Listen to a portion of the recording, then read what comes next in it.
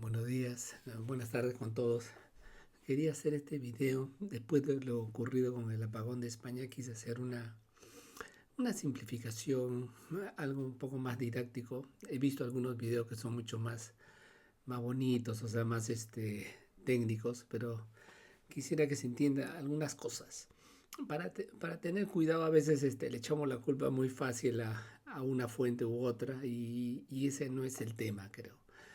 Este, lo importante siempre, lo he repetido muchas veces, es transmitir bien los costos. O sea, separar bien qué cosa es un costo fijo, un costo variable y qué costos tiene que asumir cualquiera que fuere durante durante una operación segura, porque existen costos en el mercado principal, que es el mercado de la energía, pero también existen costos en los mercados auxiliares o complementarios, ya que ahí también es correcto implementarlos.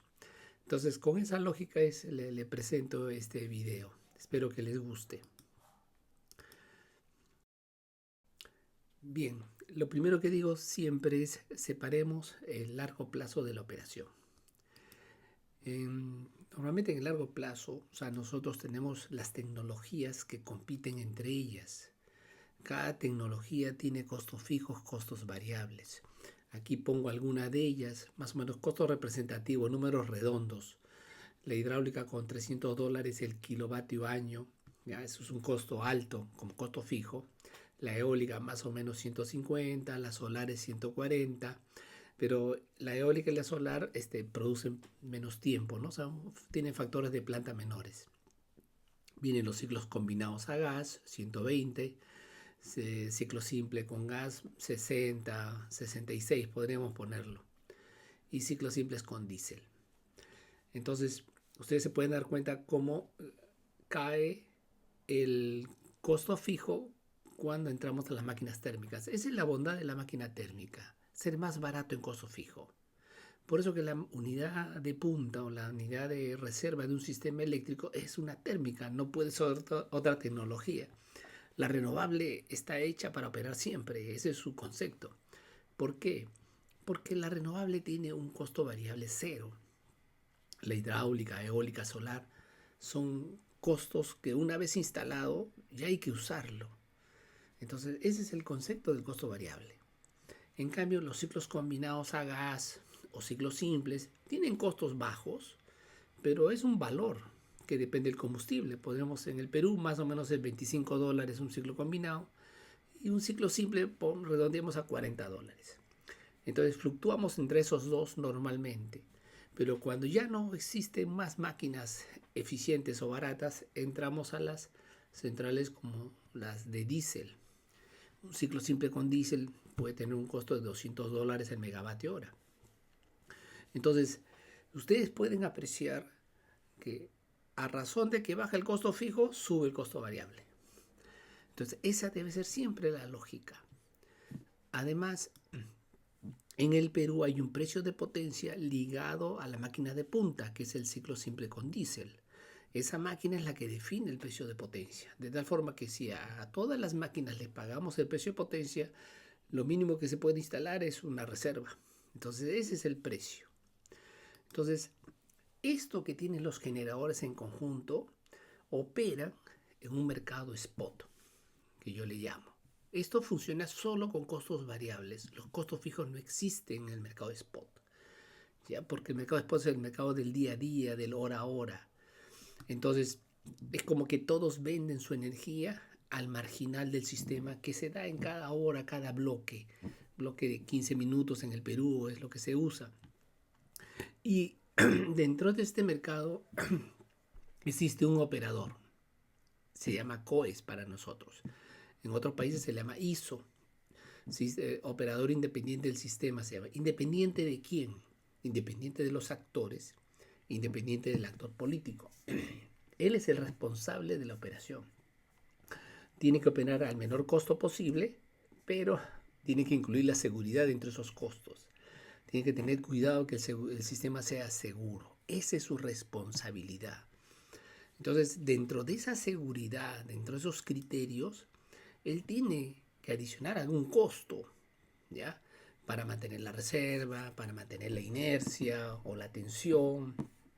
Voy a explicar ahora un poco con más detalle lo que es la inercia, ¿ya? Porque se habla y a veces los ingenieros lo entendemos rápido, pero yo creo que hay que ponerlo más claro.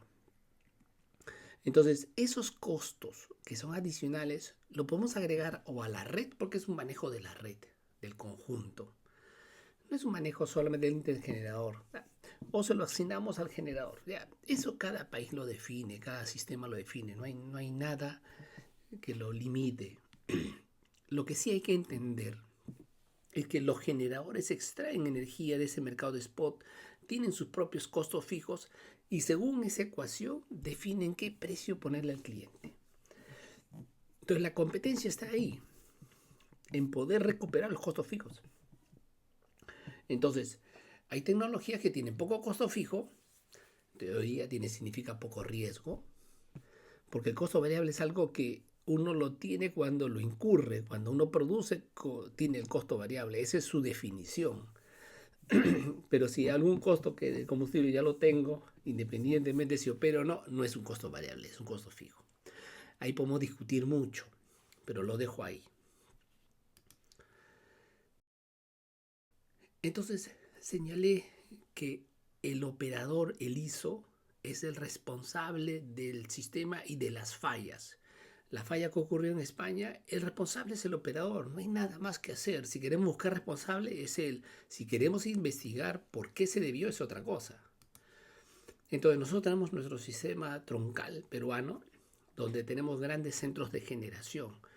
El principal, que está en el centro, ya, que es en la zona Chilca, tenemos ahí los ciclos combinados, las centrales de gas, como 4.500 megavatios, números redondos.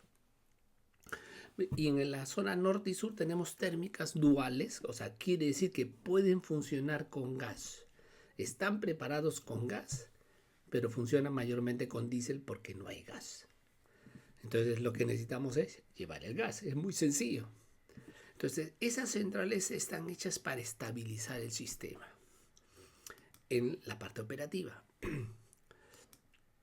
Ahora, nosotros, el 60% de la generación o de la demanda, diré, está en el centro, 4.800 megavatios, si consideramos una máxima demanda de 8.000 megavatios. Y en el sur tenemos un 25% de la demanda del país, casi 2.000 megavatios, números redondos. Entonces, el problema es la estabilidad del sistema. Ya una vez pasada el tema económico, nuestro problema es la estabilidad, ¿ya? O mejor dicho, si no funciona la estabilidad, no hay economía que valga. ¿Por qué es importante tener en cuenta esto? Porque va a haber situaciones donde la zona sur sea un importador de energía. En este ejemplo es como que enviamos del centro al sur 1.000 megavatios por una cierta composición del parque de generación en el sur. En este ejemplo le pongo 500 megavatios solares, ¿ya? Esto puede ser el mediodía. Entonces, lo que tiene que ver el operador no solamente es ese flujo, sino que las tensiones, ¿ya?, decaen en la dirección del flujo. O sea, en el centro la tensión yo le pongo B1 y en la tensión en el sur tendría que ser menor que B1, porque va a decaer, va a haber pérdidas a lo largo de la red. ¿Ya? Y si crece la generación solar en el sur, por ejemplo, 2.000 megavatios, eso puede ocurrir muy fácil, en el mediodía vamos a tener un flujo que regresa hacia el centro, porque la demanda del sur no va a ser capaz de absorber esa producción. Entonces, en esa situación, las tensiones van a cambiar. La tensión del sur se va a elevar, ¿ya?, y la del centro es como que el estándar. Entonces, eso va a producir fluctuaciones conforme los flujos cambian. Y ese es el problema del operador. El operador tiene que cuidar eso. Entonces, su trabajo no se hace fácil. Entonces, él tiene que manejar las reservas, o sea, los recursos, buscando la economía. Entonces, podemos discutir el tema económico primero, como es de largo plazo, pero en el corto plazo el operador tiene una tarea y es su responsabilidad. No se puede desligar de esa responsabilidad.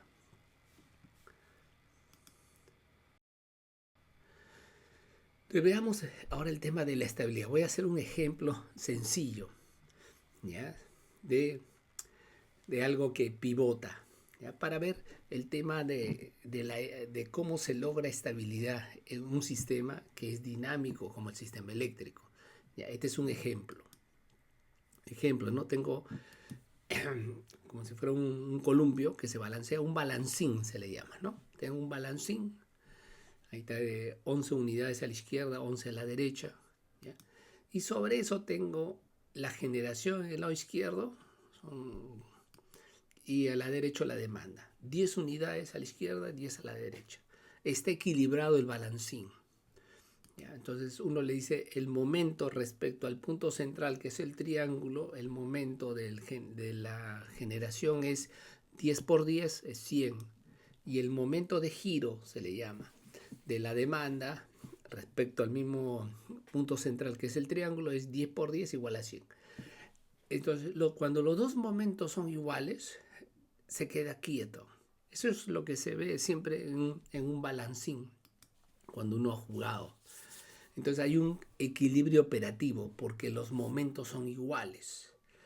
Entonces uno ha aprendido de que uno puede subir y bajar según cómo varía el momento, ¿ya? Lo importante de los sistemas son las velocidades en las que sube y baja. Si yo bajo una unidad de generación porque la demanda está bajando, yo la tengo que acompañar a la misma velocidad. O sea, el secreto es acompañar con la misma velocidad de bajada. Si hago eso a la misma velocidad, el balancín se queda horizontal, o sea, no le pasa nada.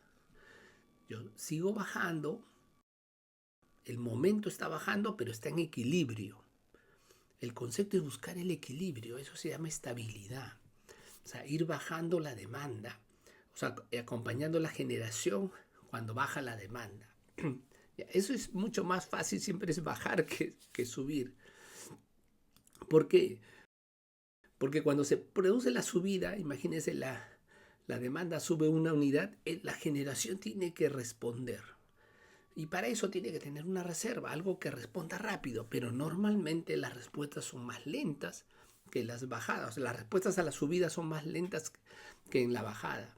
Entonces se va a producir un desequilibrio, ¿ya? Y lo peligroso del desequilibrio es la oscilación. Para contrarrestar, mientras demora la generación en subir, uno podría mover un poquito, digamos, la demanda la desplazo una unidad a la izquierda. Con eso logro el mismo momento, ya más o menos parecido, y logro estabilizar. Ya, eso es lo que hacen los sistemas eléctricos. Tratan de jugar con el reequilibrio de la generación, reequilibrar las pérdidas, todo. Ya no buscan la economía, están buscando cómo resolver el problema del desbalance, ¿ya? Entonces, entra la unidad, una vez que se rebalancea, uno vuelve a la situación original del equilibrio, pero el sistema oscila, comienza a oscilar. Ya no, los sistemas no son en automático. Entonces, va a llegar un momento en que uno dice se estabilizó. Estabilizar es un término que dice que está oscilando, pero de forma pequeña, controlable, ¿ya? Entonces, los sistemas hacen eso. Ahora, ¿qué pasaría si cuando está subiendo, tenemos 8 unidades a la izquierda y queremos equilibrar la demanda, que es 9, y no podemos lograrlo? La mejor solución es eliminar la demanda. Ese cubo noveno que le pongo arriba, es mejor eliminarlo. Porque corremos el riesgo de perder todo el sistema. Porque todos los cubos o las unidades de generación están oscilando igual. Entonces, si se pierde uno, se comienzan a perder todos. Y eso es lo que pasa siempre en un sistema eléctrico.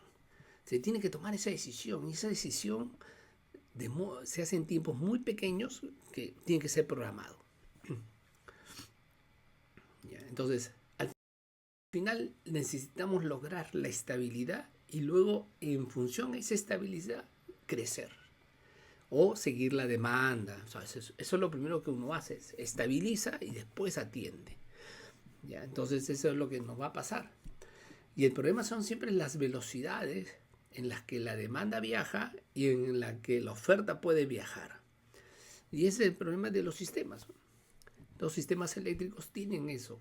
Cada país tiene su propia curva de demanda y su propia reacción.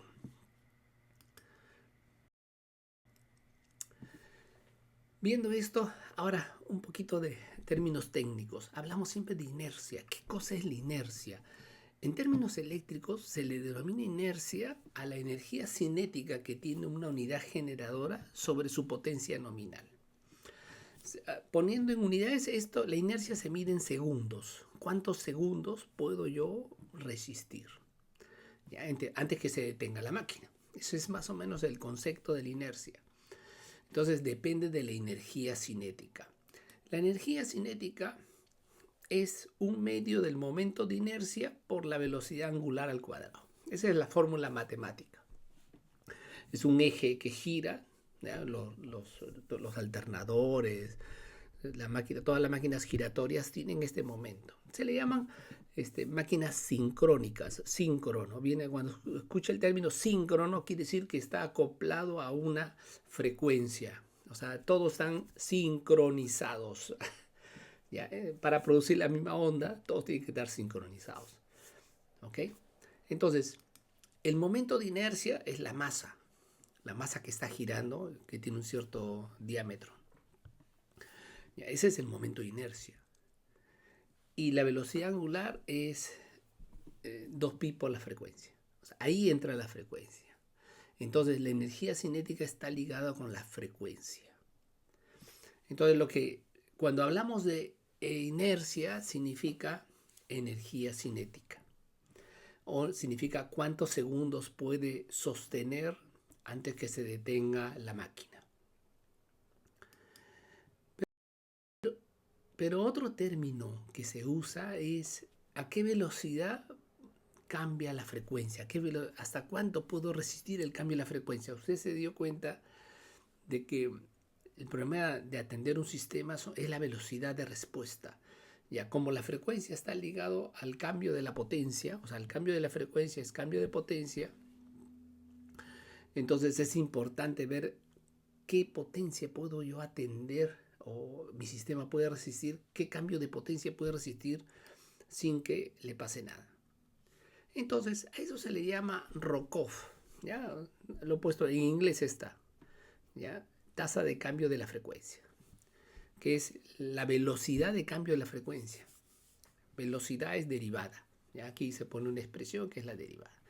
Uno puede ver que es el cambio de la potencia por la frecuencia original del sistema sobre 2 veces la inercia que ya definí y la potencia del sistema. Si yo esto lo ordeno mejor, uno ve el cambio porcentual de la potencia del sistema. O sea, esto está en porcentaje. Cambio de potencia, megavatios, y abajo está megavatios. Esto es un porcentaje. Entonces, tiene que ver con qué cambio puedo soportar porcentualmente y en el denominador está la inercia. Entonces, ¿qué me dice esta fórmula? A mayor inercia, yo puedo soportar más cambio. O sea, un sistema con mayor inercia soporta más el cambio, manteniendo un ROCOF constante. Los países, los sistemas eléctricos se diseñan más o menos, o sea, consideran como razonable un ROCOF entre 0.5 y 1 hercio por cada segundo. Ya, o sea, el Perú, todos los países trabajan así, Europa normalmente. Superar 2 es muy crítico. Entonces, todos tratan de mantenerse dentro de esto. Entonces, ¿de qué depende el controlar esto? Depende de la inercia que tiene. Por eso cuando uno escucha, no, lo que le falló al sistema fue que no tenía inercia o tenía muy poca inercia. ¿Ya? Y ahora veamos un poquito el caso español, solamente lo fundamental, para entender lo que sucede muchas veces. La producción total del sistema español previo a la falla, que ocurrió el día 28 de abril del 2025 a las 12:30, ya previo a la falla, de lo que uno puede leer, dice que la producción total era 32 gigawatts, o sea, 32.000 megavatios. Ya, nosotros estamos en 8. O sea, es la cuarta parte, ¿no? O sea, nosotros, el Perú, es la cuarta parte de España. Pero desde el punto de vista de la producción. Y la demanda de España es 25 gigawatts. O sea, ese sistema producía no solamente para España, sino una parte para Portugal, una parte para Marruecos, algo para Francia. O sea, el sistema está conectado. Entonces, quiere decir que el 80% de la demanda de España era cubierto con solar más eólica. Aquí le pongo el detalle. ¿Ya? Más o menos 52% era solar, eólica 11%, eso sumo es 63% de la producción total, que es 20 gigawatts. O sea, máquinas que no tienen mucho control, o sea, o son más volátiles, era el 63%. ¿Ya? Entonces la hidráulica era 14% y otras renovables, que normalmente son térmicas, biomasa, 2%. Después tenía nuclear 5%, ciclos combinados a gas natural 17% y carbón 0. Esto es lo que yo pude obtener. Si hay otros valores, mil disculpas. Cada tipo de tecnología tiene una inercia. La solar y eólica, a menos que tengan sistemas como BESS internamente, o sea, a menos que tengan lo que se llama inercia sintética o inercia virtual, normalmente se considera como inercia cero. ¿Ya? No hay nada que gire. O sea, no, tienen que tener algo que simule la inercia. ¿Se puede hacer? Sí, cuesta plata, cuesta. Entonces tenemos hidráulicas con 3. Normalmente las hidráulicas se preferían siempre por su baja inercia, porque respondía muy rápido a los cambios de la demanda. Baja inercia significa eso también, respuesta a los cambios. Otras renovables, por ejemplo, biomasa 4, está medido en segundos, 4 segundos. La nuclear 5 segundos. Ciclos combinados entre 5 y 6, yo le he puesto 5, 5. Y la de carbón 6 segundos. ¿Ya? Todo está en segundos. Al final, la inercia de un sistema es la media ponderada. O sea, multiplicar el porcentaje por la inercia individual de cada uno y sale un promedio. Entonces el promedio es 1.7. 1.7 nos está dando una inercia baja, pero esto depende de la combinación, si se da cuenta. O sea, esto depende del operador. El operador decidió tener esa combinación. Si el operador dice, o sea, hace un precálculo, ¿ya? Con esto puedo soportar diversas contingencias, no hay problema, o sea, está bien lo que ha hecho, ¿ya? Pero tiene que darse cuenta que al bajar la inercia, su margen de acción de los cambios de potencia, o sea, los desbalances de potencia es menor. Él está reduciendo su cambio de acción. Si él está seguro de que no va a haber esos cambios, no hay problema. Por eso que la situación que se pueda presentar en un día lunes o se pueda presentar otro día es diferente, porque depende de las contingencias que se le presenten. ¿Ya? Ese es lo importante. Lo dejo aquí, ¿ya? Para entender la naturaleza de por qué se requiere la inercia. Ahora, nosotros también hemos tenido falla en este año, pero no ha sido profunda, no ha sido todo el sistema, ha sido una parte del sistema, sino que no se explica. Ocurrió el domingo 26 de enero a las 8:32 de la mañana. Entonces aquí le muestro el sistema eléctrico, uno se puede dar cuenta la caída que hemos tenido, ¿ya? 1400 megavatios es lo que se perdió en unos segundos. Y ocurrió porque el Mantaro, que regresaba a una unidad de mantenimiento, eso está documentado en el COES, se puede encontrar, ¿ya? Que hubo una mala coordinación y hubo un cortocircuito, ¿ya? Y ese cortocircuito originó una falla y salió el Mantaro y arrastró a otras centrales que estaban cerca. Entonces, el sistema se sostuvo, sí. ¿Por qué? Eso lo vamos a ver. Esto, 1400 era casi el 25% de la demanda total, ¿eh? Descartamos el 25%. Aquí lo pueden ver de forma individual. La línea azul es la hidráulica, ¿ya? Entonces perdimos hidráulica por 1400 megavatios, yo le pongo ahí como pérdida. Y la térmica, si se dan cuenta, no fue capaz de suplir eso. Porque es imposible, porque no había térmica funcionando de ese tamaño. O sea, en un sistema, o sea, no podemos pretender de que no existan las fallas. Lo que hay que saber es que la falla no se puede propagar. O sea, lo que te tiene que controlar es la propagación de la falla, no se pierda todo el sistema. Entonces, las hidráulicas, eólica más solares, si ustedes ven la línea celeste y la línea media amarilla, suman casi 600 megavatios, números redondos, ¿eh? Entonces, ocurrió la falla y nada lo pudo evitar, ¿ya? O sea, la térmica no podía asumir esa pérdida de 1400 porque ellos eran 1200, entonces no se podía hacer. En otra figura se puede dar cuenta uno cómo cae la demanda, la variación de la demanda por minuto, ¿no? Esta es la tasa de cambio por minuto, la caída. Y también ve la caída de la hidráulica, o sea, fue una caída abrupta, ¿no? Que uno lo puede ver en los reportes. Y la velocidad de la térmica no fue suficiente para esa caída. Se necesitaba 5 veces más velocidad y no tenía esa velocidad. Entonces, entendamos, es velocidad de reacción. Así funciona un sistema.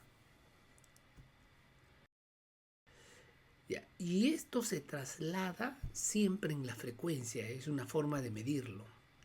Uno la falla a las 8:31 minutos, 8:31, uno puede ver cómo el sistema en cada banda es medio segundo, ¿ya? En medio segundo se recuperó el sistema. O sea, en un minuto, o sea, en un segundo estaba el sistema más o menos dentro de los rangos un poco más estables, ¿ya? Estaba sobre los 60 hercios, porque para nosotros es 60 hercios la horizontal, ¿ya? Pero se pudo sostener, se pudo recuperar al sistema. Si uno mira la variación, o sea, la velocidad de cambio de la frecuencia, uno se da cuenta que sale fuera de las bandas, ¿ya? Y por eso fue necesario hacer un rechazo de carga. O sea, 0.5 ya era un sistema estable en medio segundo. Entonces, en resumen, uno puede tener pues ciertas tipos de centrales como eólicas más solares, mucho hidráulico, porque en enero normalmente la hidráulica produce mucho, 4.500 megavatios teníamos a las 8:30 de la mañana del día domingo, y térmicas eran 1.200 megavatios. Normalmente ciclos combinados están ahí. Total 6.300 megavatios. Pero viene una pérdida de un cuarto de la hidráulica, no, de la tercera parte de las hidráulicas, imagínense, la perdemos, 1.400 megas, y eso no se puede sostener. O sea, ustedes se dan cuenta, la térmica no lo va a poder, no tenemos térmica funcionando de ese tamaño, porque al nivel de un segundo o medio segundo no tenemos esa velocidad de respuesta. Acuérdense que podemos tener una inercia de 2 segundos, ¿ya? Antes que se detenga el sistema, pero al medio segundo no podíamos hacer nada. Por esa razón se resolvió es rechazar carga. O sea, racionar es la mejor solución. ¿Por qué? Porque si no perdemos todo el sistema. Entonces, ¿a quién le echamos la culpa aquí? A la hidráulica de una falla esporádica. O sea, no se debe al recurso, se debe a un factor humano, ¿ya? Pero el sistema estaba preparado para eso.